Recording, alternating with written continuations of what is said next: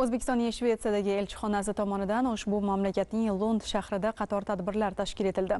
Yevropaning nufuzli oliygohlaridan hisoblangan Lund universiteti vakillari bilan o'tkazilgan uchrashuvlar davomida esa ikki davlat oliy ta'lim muassasalari o'rtasida amalga oshirilayotgan loyihalar, yashil taraqqiyot, innovatsiya va barqaror rivojlanish kabi istiqbolli yo'nalishlarda hamkorlik imkoniyatlari muhokama qilindi. Lund universiteti 1666-yilda tashkil etilgan bo'lib, dunyodagi eng yaxshi 100 ta universitet qatoridan joy olgan. Oliy ta'lim muassasasida 45 mingga yaqin talaba tahsil oladi. O'zbekistonning Shvetsiyadagi elchixonasi tomonidan ushbu mamlakatning Lund shahrida qator tadbirlar tashkil etildi. Yevropaning nufuzli oliygohlaridan hisoblangan Lund universiteti rahbariyati bilan o'tkazilgan muzokaralar davomida O'zbekiston va Shvetsiya oliy ta'lim muassasalari o'rtasida amalga oshirilayotgan loyihalar, yashil taraqqiyot, innovatsiya va barqaror rivojlanish kabi istiqbolli yo'nalishlarda hamkorlik imkoniyatlari yuzasidan fikr almashildi. Hozirda Lund universiteti tomonidan mamlakatimiz oliy ta'lim muassasalari va huquqni muhofaza qilish idoralari bilan turli yo'nalishlarda qo'shma loyihalar samarali amalga oshirilib kelinayotgani qayd etildi. Joriy yilning 15-noyabrdan 1-dekabrga qadar Toshkent davlat iqtisodiyot universitetining 27 nafar professor o'qituvchilari uchun ushbu shved oliy ta'lim muassasasida malaka oshirish kursi tashkil etilgani hamkorlikni yanada mustahkamlashga xizmat qilayotgani alohida ta'kidlandi.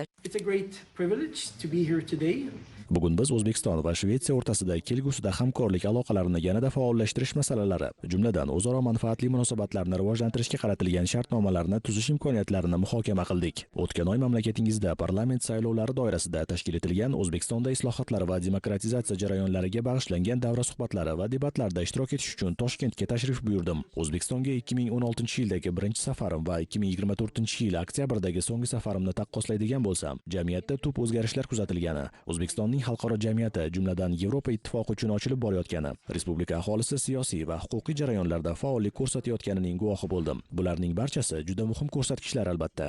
Biz uchun olib borilayotgan malaka oshirish kurslari juda yaxshi darajada tashkil etilgan bo'lib, mazkur kurslar davomida biz oliy ta'lim tizimida zamonaviy platformalardan foydalanish, Lund universitetida olib borilayotgan tadqiqotlar va tajribalardan foydalanish imkoniyatini ko'rib turibmiz. Malaka oshirish kurslarida biz uchun oliy ta'limda ishlatish mumkin bo'lgan zamonaviy platformalar, xalqaro grantlarda ishtirok etish, yangi ta'lim sistemalaridan foydalanish masalalari bo'yicha bilim va ko'nikmalar berilmoqda.